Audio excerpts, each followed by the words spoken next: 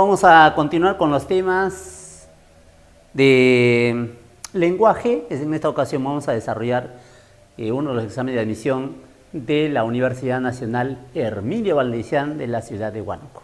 ¿Ya? Bien, entonces hoy día vamos a trabajar la página número 5 del material de nuestra academia Genius. Bien, a ver. Dice la pregunta número 41 de la página 5. Dice, indica a qué clase de comunicación corresponde el siguiente caso, el siguiente acto, si consideramos la presencia de los interlocutores. Bueno, recordamos que la comunicación, que es un acto de voluntad en los seres humanos, hay una intención de comunicarnos en todo acto comunicativo humano, consciente, y entonces esa comunicación se puede clasificar tomando en cuenta diversos criterios. Por ejemplo, tomando en cuenta el tipo de código. Según este criterio, recordamos que hay dos tipos de comunicación, una comunicación verbal y otra no verbal. La verbal se refiere ¿a qué? A que cuando empleamos una lengua o idioma, es decir, cuando empleamos palabras, ya sea hablando, ya sea escribiendo, es verbal. Y no verbal, llamada también no lingüística, cuando empleamos otros signos que no son palabras. Por ejemplo, paso la voz a un amigo de esta manera, a la distancia, será una comunicación no verbal. ¿Ya? Pero eso es tomando en cuenta el código. Acá nos dice tomando en cuenta la presencia de los interlocutores. Y según la presencia de los interlocutores puede ser comunicación directa o indirecta. ¿Directa cuándo es directa? Directa cuando hay proximidad, cuando hay presencialidad de los interlocutores, cuando están cerca. Y en ese caso, el medio que emplean, el medio que utilizan, el medio físico es el aire, es decir, un canal ambiental. Y será comunicación indirecta, en cambio, cuando estamos separados, ya sea en el espacio o en el tiempo. Y por lo mismo, nos vemos obligados a emplear un canal técnico, un canal creado por el hombre. Por ejemplo, a través del teléfono, a través de la radio, a través del periódico. Eso es comunicación indirecta. En este caso, dice, un periodista dijo a su compañera en su programa televisivo que los futbolistas peruanos están por debajo del nivel de los colombianos. Se trata de un comentario que hace una periodista a su colega. O sea, no se refiere al público, al televidente, no. El comentario hace con su compañera. Acá dice, dijo a su compañera, en claro, en su programa televisivo. Por lo tanto, los interlocutores están uno al lado de otro. En ese sentido, en este caso sería una comunicación directa. ¿Ya? Comunicación directa. Clave la C. Clave la C. Bueno, acá vemos otra opción, nos dice un bidireccional, eso es tomando en cuenta la dirección del mensaje, ¿no? Puede ser unidireccional, bidireccional. Unidireccional cuando no hay posibilidad de intercambiar roles emisor-receptor. Cada uno conserva su rol. El emisor siempre mantiene su condición de emisor y el receptor siempre su condición de receptor. En cambio, bidireccional, cuando la comunicación es dinámica, el mensaje va y viene en ambas direcciones. ¿Ya? Es tomando en cuenta qué cosa, la dirección del mensaje. Vamos a ver la pregunta 42. Señala a qué función del lenguaje corresponde la siguiente expresión. Perú se enfrentará próximamente al equipo venezolano. El lenguaje tiene tres funciones básicas, según la tricotomía de Carl Bühler. Función representativa, llamada también informativa, la función expresiva, llamada también emotiva, y la función apelativa o conativa. Cuando hablamos de la función representativa, informativa o referencial, ¿cuándo? Cuando el hablante informa algo de la realidad, del mundo que lo rodea. En este caso no hay ningún matiz de subjetividad del hablante. Por eso es propio del lenguaje científico. Si tomamos un libro de biología, de química, de física, el lenguaje que está ahí será un ejemplo de donde cumpla la función representativa del lenguaje. ¿Ya? Por ejemplo, cuando decimos 2 y 2 son 4, representativa. En cambio, la expresiva, el hablante manifiesta su interioridad, alegría, tristeza, sorpresa, cólera. Por ejemplo, algo te sorprende y dices, "Buischa", en guano, "buischa". Eso es función expresiva o función expresiva. ¿Ya? Esa es la expresiva. Y la apelativa, el hablante se dirige al oyente para que el oyente haga algo. Por eso está en oraciones imperativas y en oraciones interrogativas. En este caso dice, Perú se enfrentará próximamente al equipo venezolano. El hablante solo se limita a informar sobre un hecho real. Por lo tanto, acá la función que predomina es la función referencial, llamada también representativa. Toco la clave sería en este caso la D de dado, la D de Dinamarca, ¿ya? La D de Dinamarca. Listo. A ver, siguiente pregunta. Indica qué variación lingüística es la que se presenta en el siguiente ejemplo. Atarronca estoy compaire. Las variaciones lingüísticas se refieren no a la variación de una lengua a través del tiempo, esa es una variación diacrónica. No hay que confundir, por ejemplo, el hecho de que antes se escribía hacer con F, facere, con lo que ahora es con H. Esa es una variación, pero diacrónica, a través del tiempo. Cuando hablamos de variación lingüística, nos referimos a cómo es que una lengua en su uso puede cambiar por 3 factores fundamentales. Uno, variación por razón geográfica, de lugar en lugar. Se llama también habla regional. Y ustedes se pueden dar cuenta fácilmente el lugar de procedencia de alguien solamente escuchándolo hablar. Tú dices, este fulano es de Arequipa, llévame, tráelo, ese es de Arequipa. O escucha, por ejemplo, a otro, ¿qué haces ahí vos? Ven, pensá. ¿Eso dónde es? De Argentina. Esas variaciones regionales toman el nombre de dialecto, ¿ya? De dialecto. Otra variación, recordamos que la variación por razones socioculturales, o sea, dependiendo del nivel social y cultural de las personas. Todos hemos visto, todos somos testigos de que no todos pues usamos el mismo nivel la lengua. Algunos, de acuerdo con su nivel cultural, pueden emplear un nivel superestándar, incomprensible para los hablantes de baja cultura. O al revés. Entonces, esa variación que se da, pero por razón de nivel cultural de la persona, se llama sociolecto. Y la otra variación que se da por razones de edad, de sexo, ese es el registro lingüístico. El habla de una dama difiere notablemente al habla de un varón, ¿ya? El de un niñito diferente al de un adulto. Esa variación se llama ¿qué cosa? Registro lingüístico. Pero el dialecto tiene diversas manifestaciones, es decir, se puede dar en el aspecto fonético. ¿Cuándo hablamos de dialecto fonético? Cuando la variación se da a nivel de la pronunciación,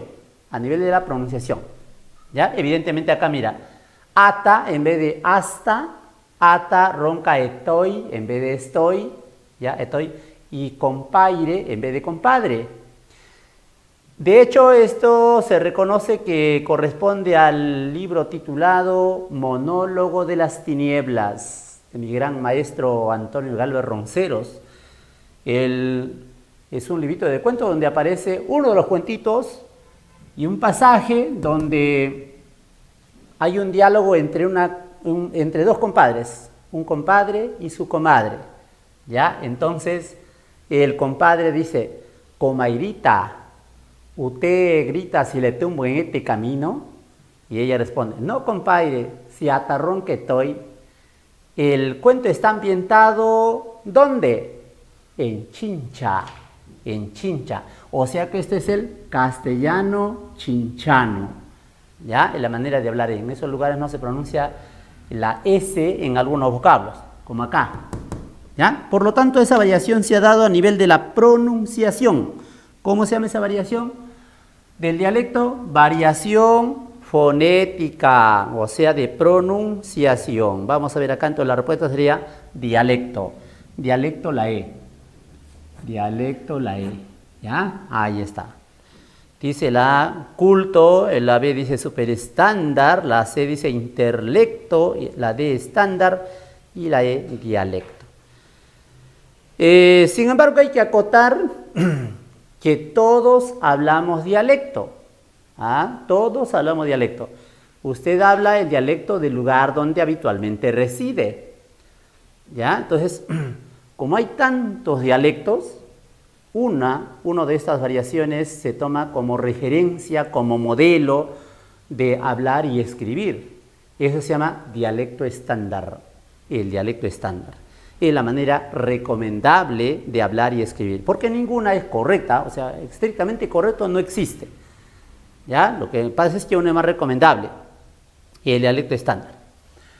¿Qué más? Siguiente pregunta dice, 44 indica qué clase, según el punto de articulación, corresponde las vocales I, E. Bueno, esta pregunta hace referencia a ¿qué? Al triángulo de Hellwang. El fonetista alemán Hellwang ha clasificado las vocales tomando en cuenta dos aspectos. Uno, ángulo de abertura de la boca para cada vocal. Y dos, desplazamiento de la lengua dentro de la cavidad oral. ¿Ya? Por ejemplo, la única vocal abierta en el español es la vocal A. Se llama abierta porque el ángulo de abertura de la boca está en su mayor ángulo. A, solamente basta con abrir la boca, ¿ya? Y tú puedes pronunciar la A. ¿Sí o no? La lengua no se desplaza, se mantiene en su lugar. O sea, está en la posición media. Por eso es baja, porque la lengua está en su punto más bajo, y central, porque no se desplaza ni hacia adelante ni hacia atrás. Por eso es vocal baja central, la A. Si cierras un poco la boca, a medio abrir, tienes E, O. ¿Y qué diferencia entre E, O? Que en la E, la lengua, como tú puedes comprobar hablando, en la E, la lengua va hacia adelante. De tal manera que incluso sentimos que se toca con la cara interna del incisivo. Así. Por eso se llama anterior.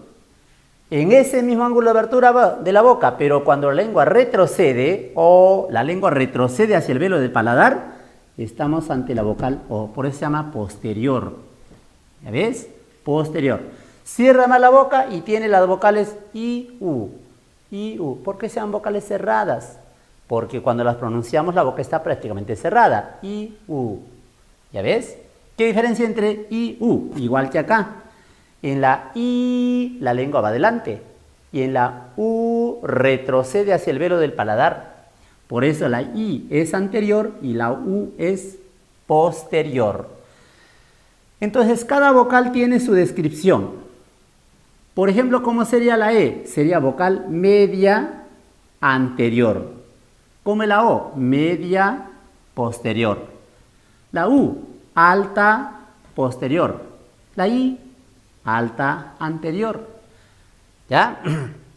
Lo que hemos puesto acá de verdecito indica el desplazamiento de la lengua.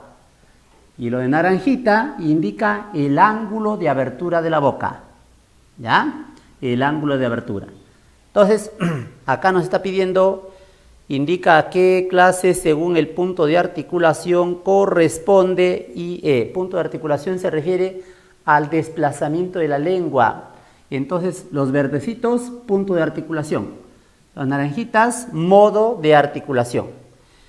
Entonces, observando las claves, dice la A, bajas, la B, central, la C, anterior, la D, alta y la E, cerrada. Clave anterior, ¿ya?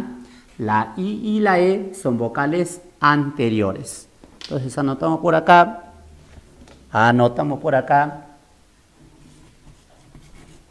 Clave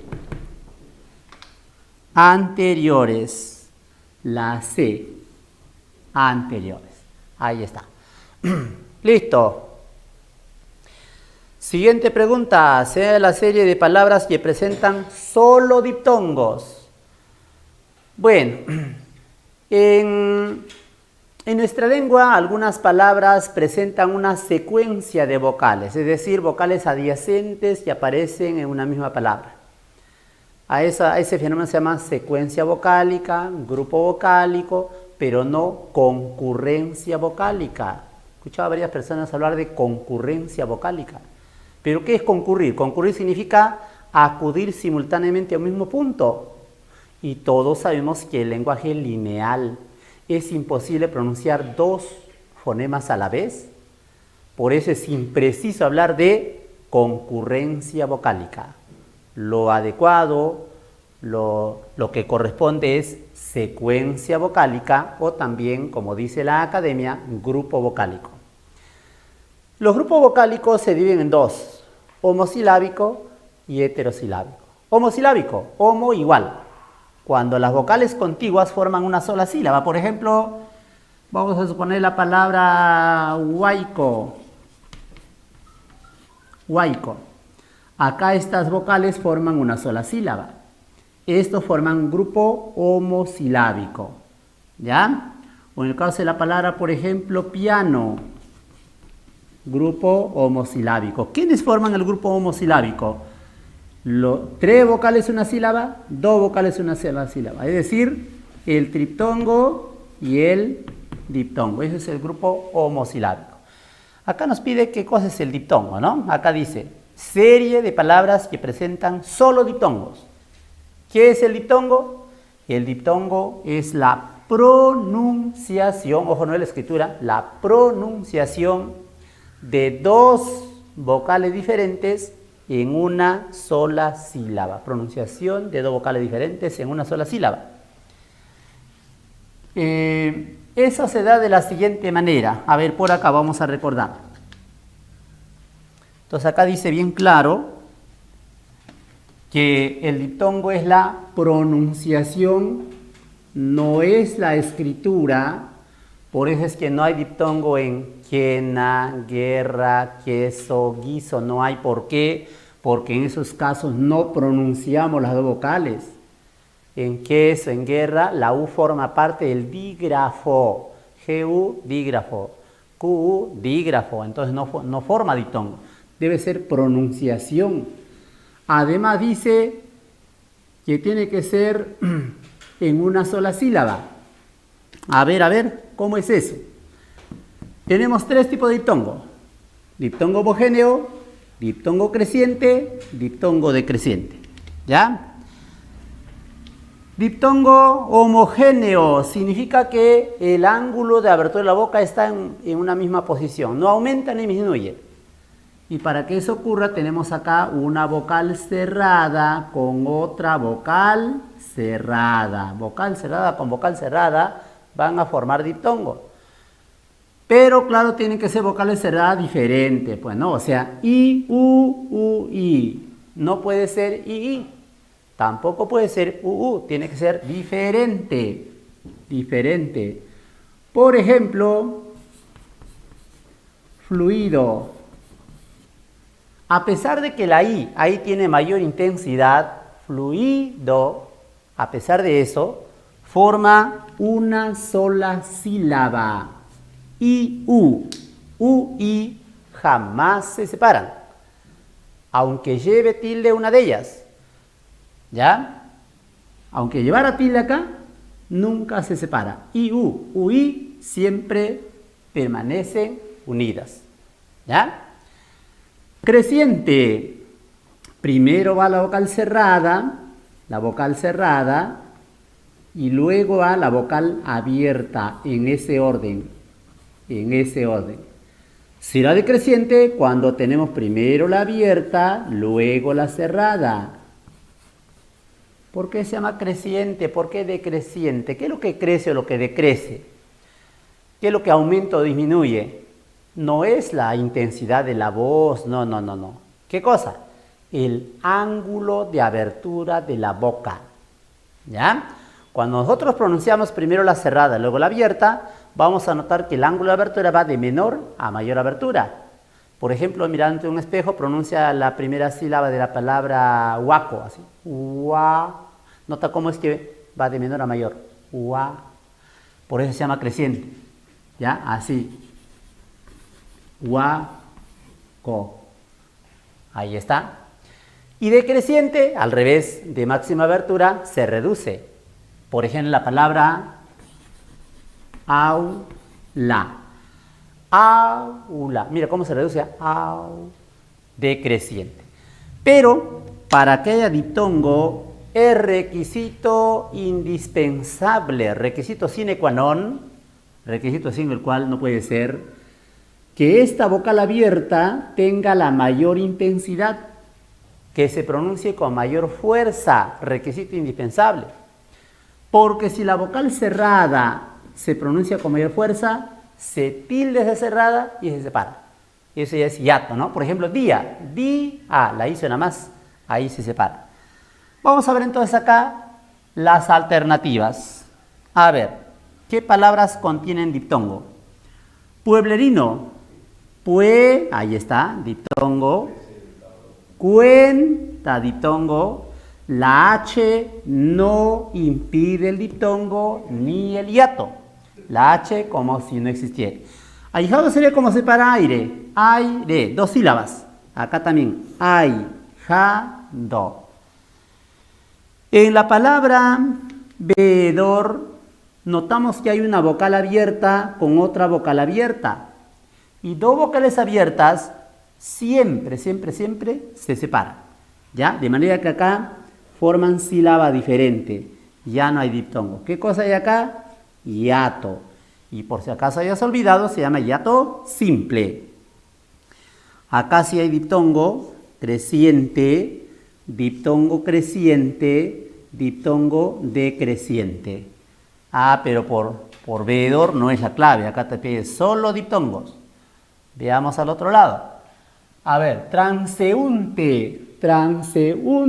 Fíjate cómo es que acá la vocal cerrada tiene mayor intensidad y por eso se ha separado. Forma hiato, se ha tildado, mejor dicho. Forma hiato ¿qué? Hiato acentual. Hiato acentual. Piano, diptongo. En guisado no hay nada. ¿Por qué? Porque la U no suena. No se dice guisado, guisado. Ese es un dígrafo. Por eso no hay diptongo, no hay hiato, no hay nada. Vaído, la H no impide el hiato, ni el diptongo. Vocal abierta con vocal cerrada. La cerrada tiene más fuerza, se separa. ¿Qué encontramos ahí? Hiato acentual. Mohín, igualito, mira, mohín, acá la O y la I deben separarse porque la I lleva tilde. Ahí hay hiato acentual. En guerrillero no hay nada porque la U no suena. No suena, no decimos guerrillero, sino guerrillero.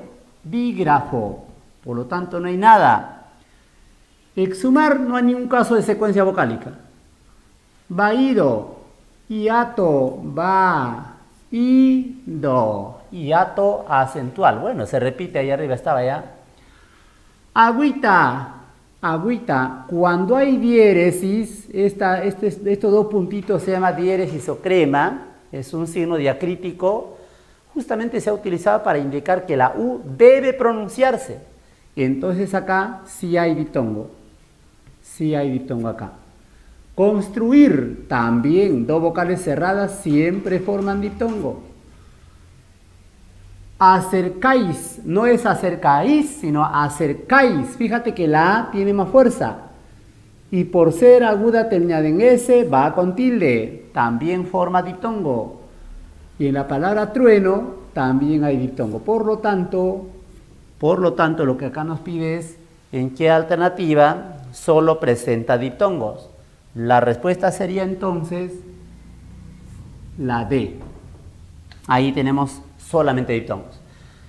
Cuitadita, cuervo ahumado. Bueno, acá también hay diptongo.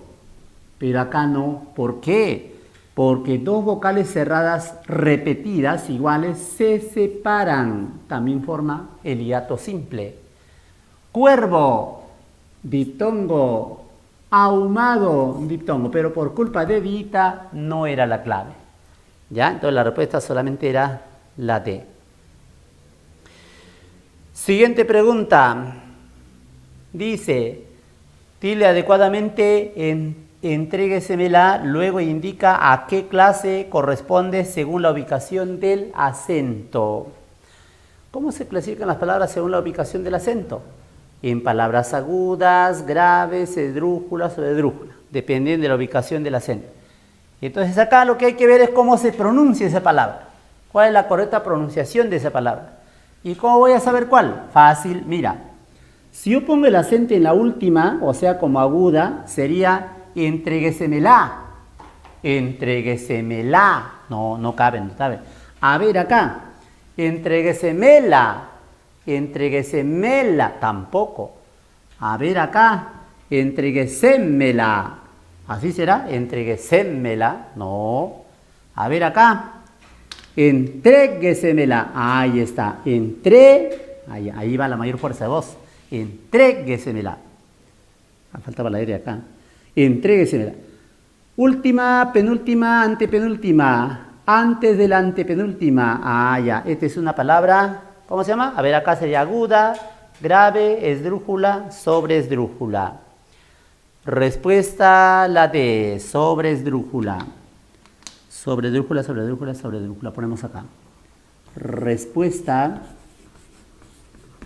Sobreesdrújula. ¿Qué clave? Clave la D. Clave la D. ¿Ya? Listo. Esa es la pregunta 46. A ver, vamos a continuar con la pregunta número 47. ¿Ya? Dice acá, señalé en qué oración los monosílabos de y mi deben tildarse. El tema hace referencia a la acentuación especial diacrítica. No nos olvidemos que las normas, solo por cuestión didáctica, se dividen en dos. Norma general, norma especial. Las normas generales son de aguda, grave, esdrújula, esdrújula. Y especial, hay dos casos. La tilde diacrítica y la tilde por hiato acentual. En este caso, la tilde diacrítica.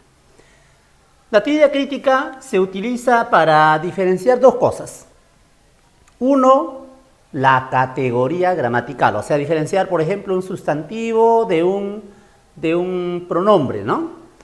O una preposición de un verbo, ¿ya? Para diferenciar. Y dos, diferenciamos también la pronunciación tónica de la átona.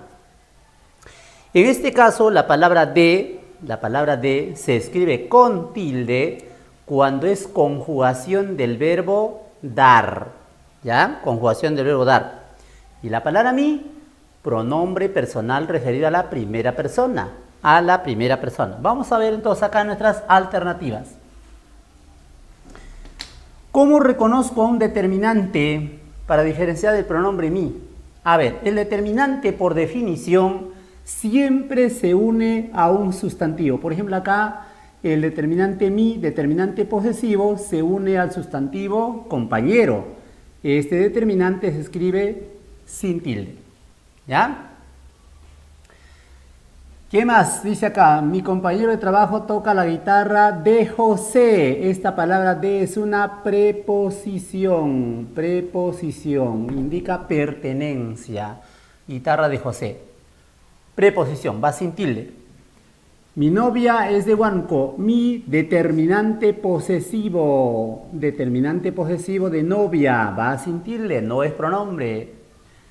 De preposición. Preposición, se escribe sin tilde. Ahí está. A ver acá, dile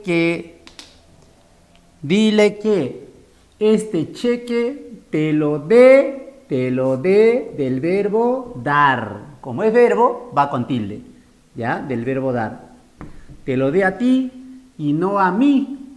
Mi se refiere al hablante. En vez de decir a yo, decimos a mí. Y esta palabra mi va con tilde porque es pronombre personal. Pronombre personal. En ese encuentro de amigos conocí a mi prima. De amigos, preposición, preposición. Y mi prima, mi determinante posesivo.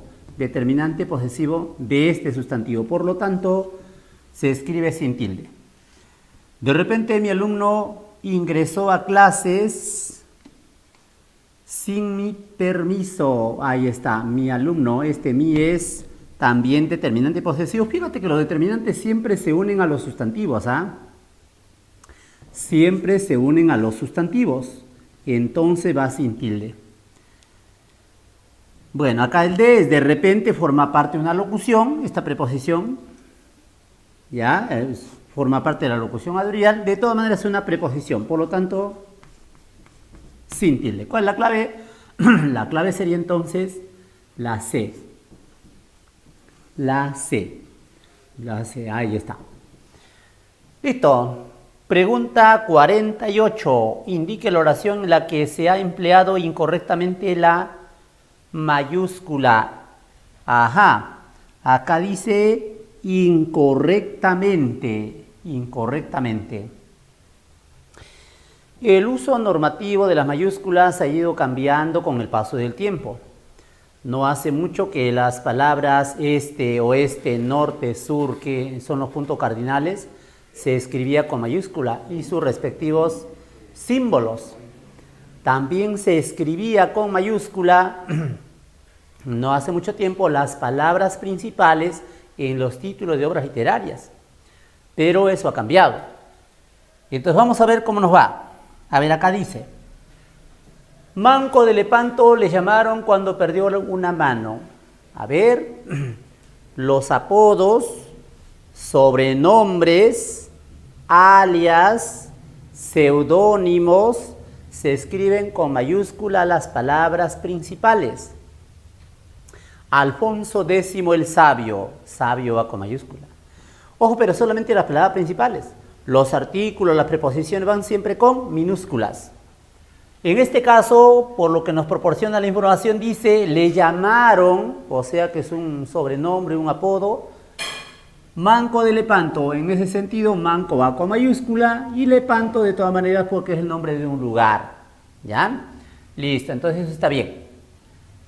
En la otra alternativa, en la alternativa B dice, acabo de leer la novela Mientras vivimos de Maruja Torres. Ajá.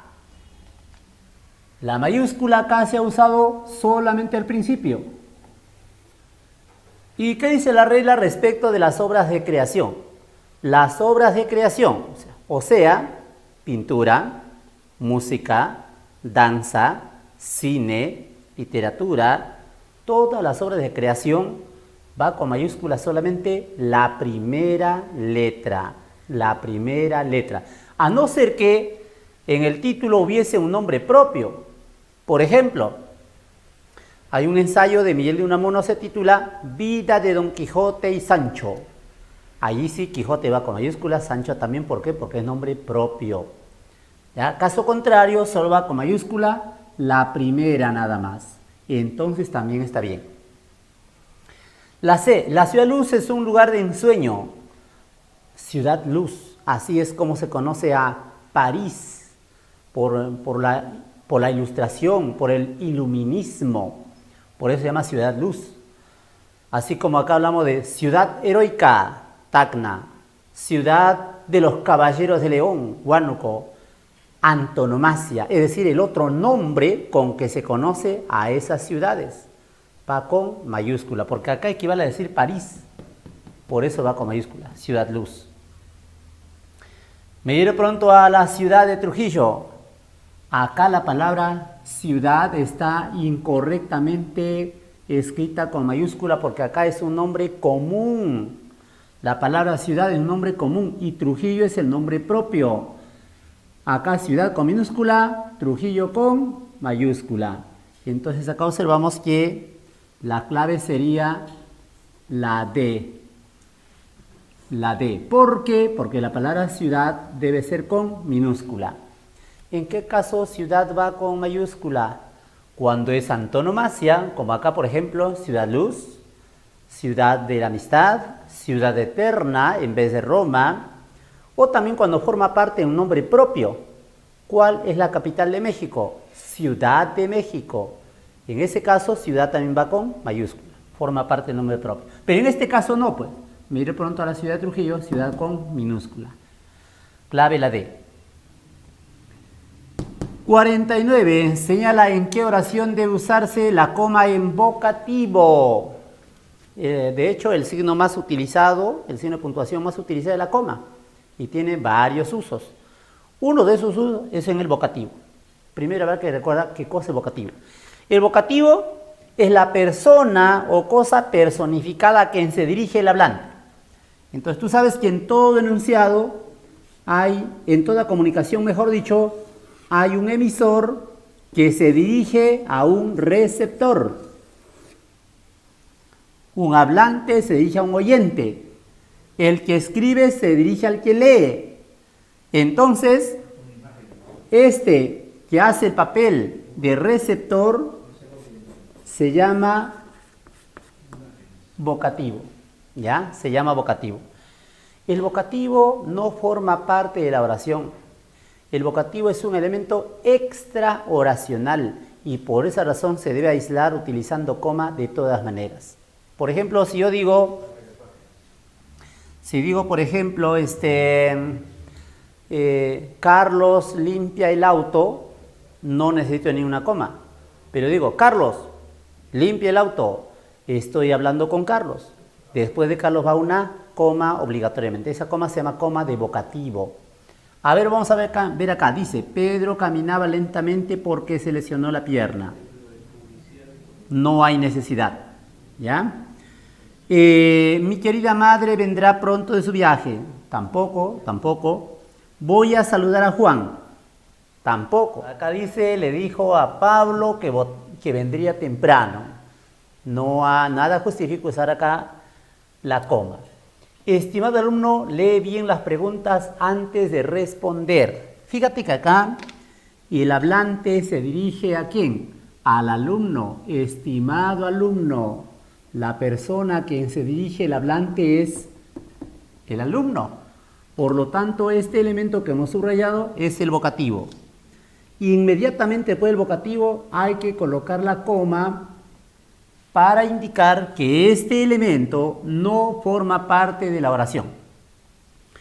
Si estuviese al final, sería así. Lee bien las preguntas antes de responder, coma, estimado alumno. Podría ir en medio también. Lee bien, coma, estimado alumno, coma, las preguntas antes de responder. Es decir, el vocativo se aísla siempre de la oración utilizando coma. Si está al principio, inmediatamente va la coma. Si estuviese en medio de la oración, iría entre comas. Si está al último, antepuesto al vocativo, una coma. De todas maneras, acá la coma es obligatoria. Bien, entonces acá la clave sería la E. A ver, la última pregunta de este examen de admisión. Dice, indica la oración en la que se ha empleado correctamente el punto y coma. El punto y coma, que es un signo que indica una mayor pausa que la coma, pero menor que el punto, se usa para separar dos proposiciones. Llamemos oraciones, ¿no? A esto vamos a exponer, lo llamamos así, oración 1 y a esto oración 2. Supongamos. Ya. Dice la regla, si tenemos dos oraciones y una de ellas o ambas ya tuvieron una coma, acá por ejemplo vamos a suponer que tiene una coma, por el vocativo, por la elipsis, por el hiperbatón, por lo que sea. Entonces acá tenemos dos oraciones, donde una de ellas ya tiene coma. Para separar, acá debo usar punto y coma. Es el uso más frecuente del punto y coma. A ver, vamos a ver cómo nos va acá. Dice, dame un poco de agua, pues tengo sed. Acá solamente va una comita nada más, porque el enunciado es corto. La coma de nexo gramatical se coloca antes de pero, sin embargo, no obstante, pues, luego. Cuando el enunciado es corto. Si tuviese una regular extensión, habría que usar punto y coma. Unos compraron en la tienda de su barrio y otros se dedicaron a buscar en los grandes centros comerciales. A ver, si no hubiese este elemento, podría justificarse el uso del punto y coma para separar dos oraciones con sentido opuesto. Unos compraron en la tienda de su barrio, se opone a grandes centros comerciales. Y entonces ahí iría punto y coma. Pero, como acá está este elemento, otros, sujeto, se dedicaron, entre sujeto y verbo jamás se coloca ningún signo. Así es que, mal, no va. A ver, la C. Me voy, pero regreso pronto. La conjunción pero. Notamos que este enunciado es pequeño, corto. No hay necesidad de utilizar acá el punto y coma. Podría justificarse si una coma, pero punto y coma, no. Ante semejante respuesta, el periodista lo miró con rabia. Analizamos en esta oración, mira, el periodista sujeto, ¿por qué? Porque realiza la acción de mirar, el periodista miró. ¿Cómo? Con rabia. Ante semejante respuesta viene a ser un complemento circunstancial que normalmente debería estar al último. O sea, normalmente sería así. El periodista lo miró con rabia ante semejante respuesta. Pero como hemos empezado a redactar por este circunstancial, en vez del punto y coma debió usarse solamente una coma. Por lo tanto, acá también está mal. ¿Ya? Mal empleado. A ver por acá. Los amigos se abrazaron efusivamente. Hasta ahí tenemos una primera oración. Los familiares, coma, emocionados. Esta coma está reemplazando al verbo se abrazaron, es decir, es una coma elíptica. Los familiares se abrazaron emocionados. Los enemistados, coma, hipócritamente. Esta coma que reemplaza, se abrazaron nuevamente. Entonces, tenemos acá dos oraciones donde la segunda ya tiene coma por la elipsis. Para separar debo usar acá punto y coma tal como lo vemos. Punto y coma. Acá los enemistados se abrazaron, reemplazado por la coma elíptica. Para separar estas dos que ya tienen coma, ¿qué debo usar? Punto y coma, tal como está acá.